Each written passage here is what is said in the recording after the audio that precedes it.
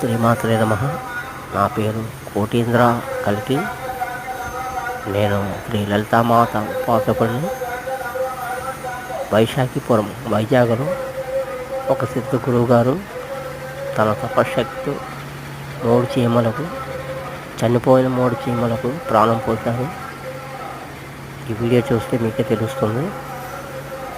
చాలామంది ఇది ఏదో నకిలీది అనుకుంటున్నారు.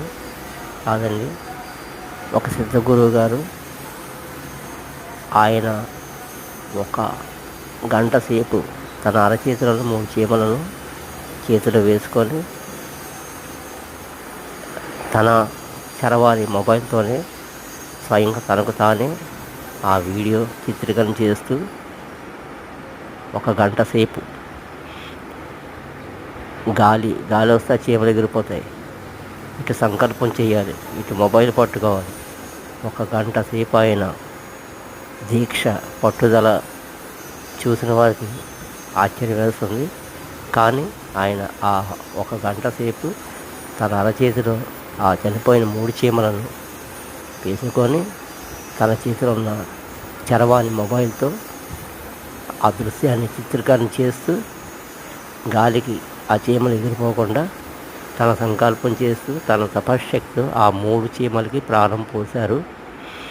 ఇంకా నెక్స్ట్ ఆయన పాదాలు కూడా వీడియో ఒక ఫోటో తీశారు.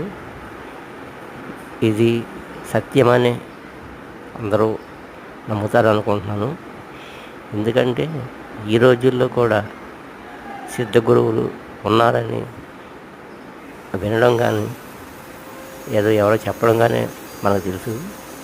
కానీ స్వయంగా తన తపశ్శక్తితో చనిపోయిన 3 చీమలను బ్రతికించడం అంటే 84 లక్షల జీవరాశులు, చీమలు, దోమలు, నక్క, కుక్క, పిల్లి, ఆవు, మనిషి కూడా ఒకలేనండి. అంటే ఆయన ఎంత తపశ్శక్తి, ఎంత సాధన చేశాడు. శివ భక్తుడని విన్నాను.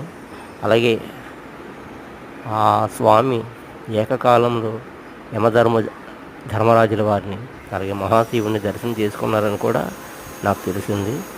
అందుకే ఆయన్ని హిమాలయ సిద్ధ గురువులు వైశాఖిపురం వచ్చినప్పుడు ఆయన్ని భక్త మార్కండేయాన్ని సంబోధించారని కూడా నాకు ఈ మధ్యనే తెలిసింది. ఇలాంటి వాళ్ళు వైశాఖిపురం వైజాగ్లో ఉండడం నాకు చాలా సంతోషంగా ఉందండి. ఈ వీడియో చూడండి, నచ్చితే లైక్ చేసి